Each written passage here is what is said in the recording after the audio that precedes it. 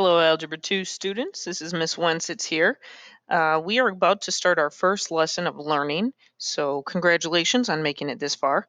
At this point, you should have already completed the Desmos activity that you found on the Lesson 2 Canvas page. And if you have not done so, go ahead, pause, and complete that activity first.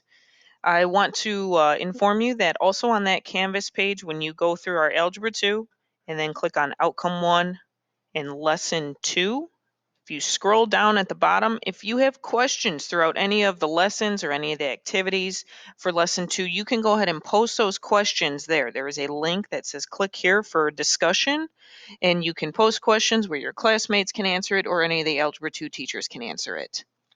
So for today's lesson, the things you need to either have your notes out. You can either print these located on Canvas, or you can just use paper, pencil is fine, or pen if you would prefer. And you also need a calculator, preferably a TI 83 or 84, or your computer. I will also show you how to graph these on the computer. So let's go ahead and get to it. So in the Desmos activity, you learned what a quadratic equation is. This is a quadratic equation that we see. The reason it's a quadratic is because of that squared right here. And we looked at what is the shape, and then we talked about a lot of these important words that we are going to use throughout Algebra 2. So the first thing we want to do is we want to graph this. We want to see what does it look like. Now I'm going to show you on the calculator because this is what we prefer to use, as you can use this for the SAT, your standardized tests. When we get back to normal schooling, this is what you will be using. You will not be using your computers. But if the computer is the only resource you have, by all means use it. As I said, there is a separate video to see how can you graph this using a free website called Desmos. So first thing, anytime we go to graph, we are going to hit this y equals button at the top. Now, regardless of if you have a TI 83 or a TI 84, all of these buttons are the same. We are now going to type in the rest of this equation. So I need to arrow over to the right. So my cursor is no longer on the equal sign.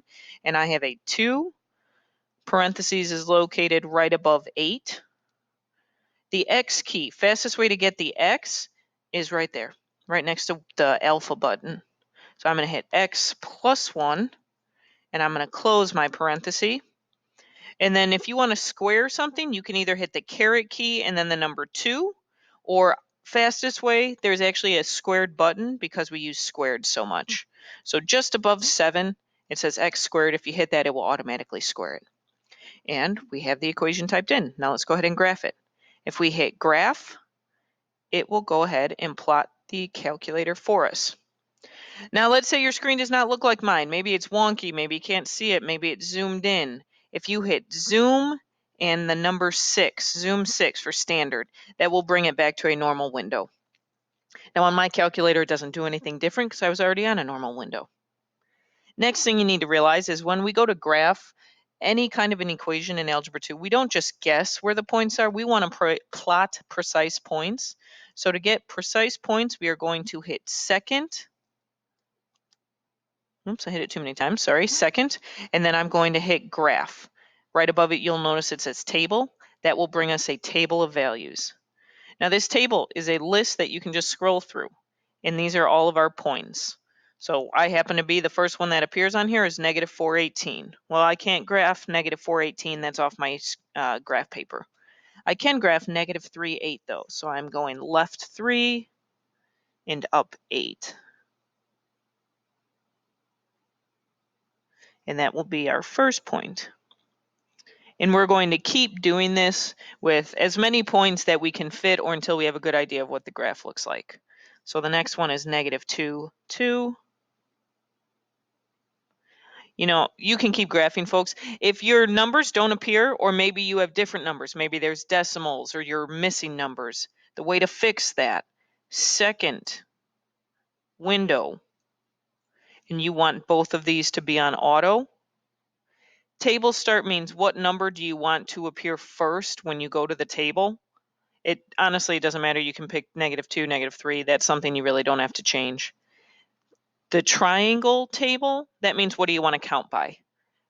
Almost everything we do, we're going to count by ones. And eventually we will change this and see some of the features. But for right now, go ahead and let's make your calculator match mine if it doesn't.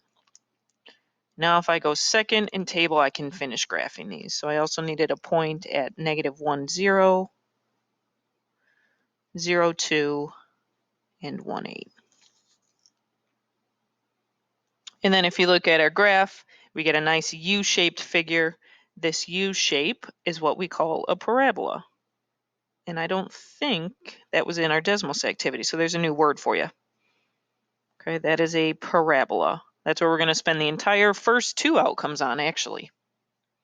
All right, now we're going to answer all the questions. So our vertex is the point where our graph turns around. That is the point -1, 0. We write it as a point. If you recall back from your geometry and algebra 1 days, points are the x-coordinate followed by the y-coordinate. Our x is the horizontal axis, our y is the vertical axis. Okay. Is this a min or a max? This is specifically asking you about the vertex. If we look at this point where our graph turns around, is that a high point or a low point? And you should be thinking that's a low point. That is the lowest point of the graph that never goes below here. If it's a low point, that is what we know to be the minimum. Now, when we are looking at the minimum value will always be whatever the y value is. So our min value here is 0. The lowest number we will reach for our y values is 0. Axis of symmetry. This was another topic that was talked about in the Desmos activity. I don't recall if we used it by its official name, but the axis of symmetry is that imaginary line that splits this graph in half. So parabolas are very unique in that they are symmetrical. Symmetrical meaning they are the same on both sides. So if we were to fold this graph in half on that dotted line, we would have the same exact image on the left as we do the right.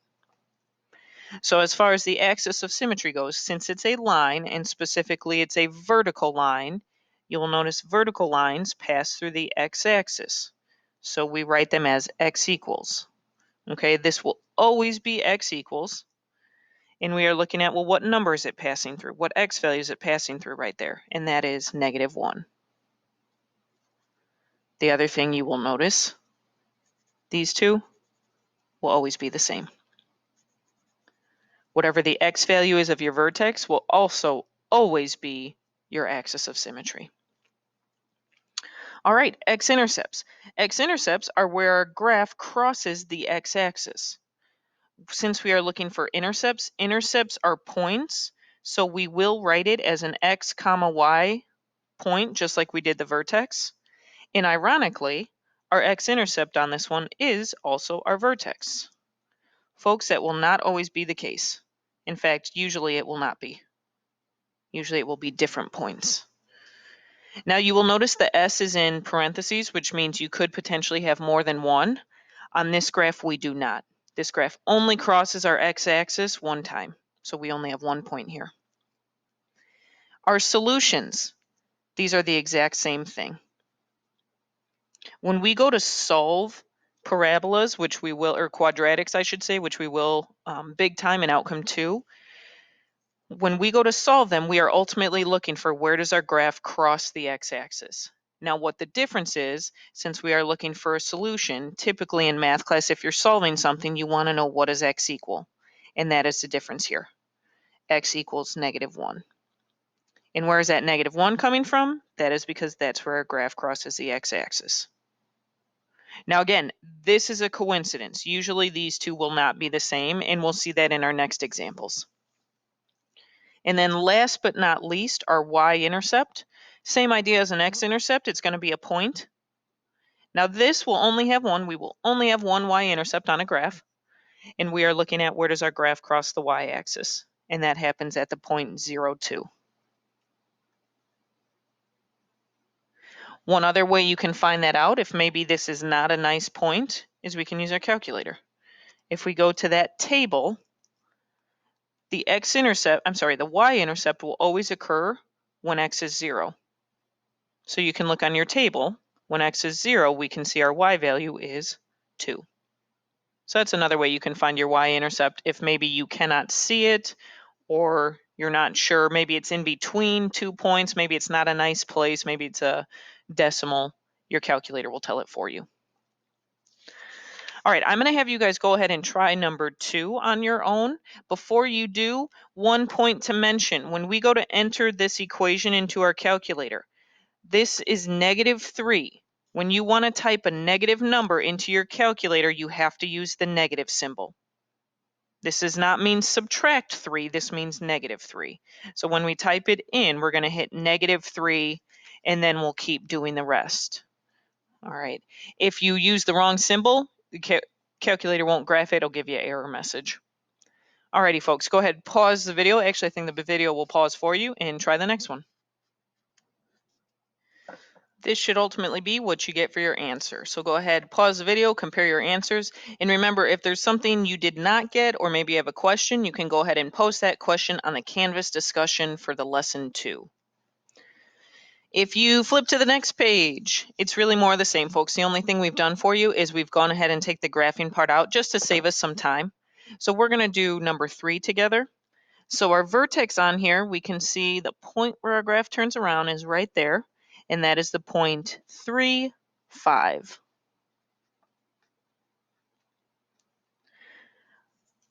You'll start to notice there is a pattern that takes place between our equation here and our vertex. That is not a coincidence, and we'll talk about that more as we get into some further lessons, but you might already start to notice the pattern, and if you do, great job. This one is a minimum because it is a low point on our graph. This is the lowest place our graph will hit, and that lowest value is a 5. That axis of symmetry, that imaginary line, is going through 3, so we will write it as x equals 3. Interesting. Our x-intercepts, we said on the front page that that's where our graph crosses the x-axis. Our graph doesn't, though. Our graph is going to keep going up, up, up, up, up, up, up. So what does that mean? Don't overthink it, folks. That means there is none. And that can happen. So I told you on the previous page, the x-intercepts and the solutions are the same thing. So if there's no x-intercept, that means there's no solution. And last but not least, our y-intercept. Our y-intercept we cannot see right now. However, these graphs go on forever. That's why I put arrows on the end of them. If it goes on forever, it will eventually cross. Since we can't see it, that means we got to use our calculators. So I'm going to type this in real quick. And like I showed you on the previous page, if we go to our table, so second graph, when x is 0, our y value is 14. So that means we will have a y-intercept at the point 0, 14. Okay, go ahead, try number 4 on your own. And this should be the answer that you got for number 4. Last but not least, we have a multiple choice question for you. And this, I believe, is straight from the SAT. So we are going to work through this one together. You will see several multiple choice questions throughout our lessons. Most of them will appear on Canvas, but we wanted to do one with you to kind of help you with the thought process. So it tells us we are given the following equation, and it's asking us which of the following statements is not true. And then you will notice it asks us all of the key questions that we've had to do on our previous examples. So what would help? Hopefully you're thinking a graph, and I would agree with you. Let's go ahead and plug this into our calculator so we can figure out what does this look like, and that should help us answer those 4 questions to figure out which one is not true. So once again, we see a negative symbol, so I'm going to go ahead and hit negative. As far as a fraction goes, remember fraction just means you're dividing. So we are taking 1 and dividing 2. If you use the fraction option on the calculator, if you know where that is fine. There's nothing wrong with that. I'm not going to show that to you right now, though. We'll talk about that at a later date. So then we have parentheses, x plus 4. Let's get our squared in there. And now this one is minus. This means subtract 7. So we will use the minus sign, not the negative symbol. And when we do so, our graph should look like that. Okay. So our vertex, is our vertex located at -4, -7? It sure looks like it. Left 4, down 7. We can go ahead and look at our table. At -4, it is at -7. And you will notice that's where the graph turns around. The y values start to repeat themselves, meaning it change directions. So that one is true. We want to know which one is not true. The minimum value is -7. Well, again, let's go back to our graph. Now this one is meant to trick you. We definitely can see -7 is where our graph turns around. But if we look at this graph is upside down. If it's upside down, is this a low point or a high point? And you should be thinking high point. So it's not a minimum, it's actually a maximum. So this is not true. So B is going to be our correct answer. Now we technically don't have to, but let's go through for the sake of notes. The axis of symmetry is at x equals -4. It's going through the vertex at -4, so I agree that one is true. And there are no solutions. No solutions, meaning it never crosses the x-axis. We can see on our calculator that is also true. So B is the correct answer. Now, anytime we ask you a multiple choice, I shouldn't say anytime, most of the time when we ask you a multiple choice question, we're also going to ask you to explain why you chose what you did. We're trying to look at what is the thought process behind this, and everyone is going to answer this differently. So as far as how I answered this, why did I choose the statement, or explain why the statement you chose is not true? It's not true because, all right, B is not true because our equation, if you wanted to say graph, that would be fine, has a maximum, not a minimum.